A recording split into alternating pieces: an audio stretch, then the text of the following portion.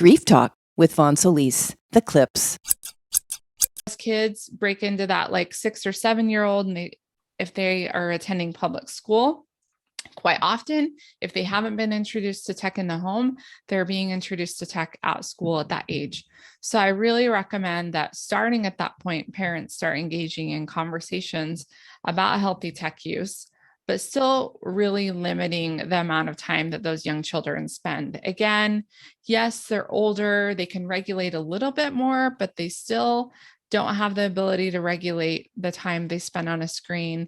And they still just mostly need a lot of those basic things like time to play, to move their body, to engage, to learn skills. As kids get older, it's kind of more about like balance and less about how much time is spent on the screen. But as parents, there really has to be time limits, because the prefrontal cortex, that part of the brain that's responsible for decision making, and you probably know this, Vaughn, isn't fully developed until we're in our mid-20s.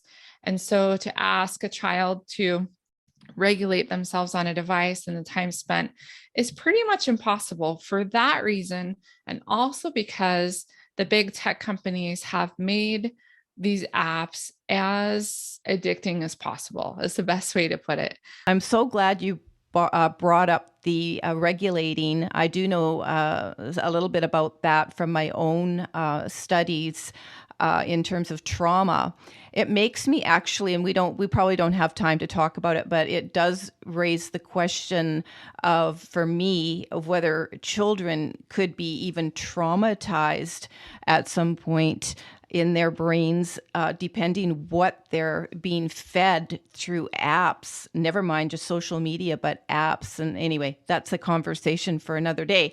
But yeah, no, I mean, that's fascinating. And definitely they can be if they see the wrong type of content, for sure.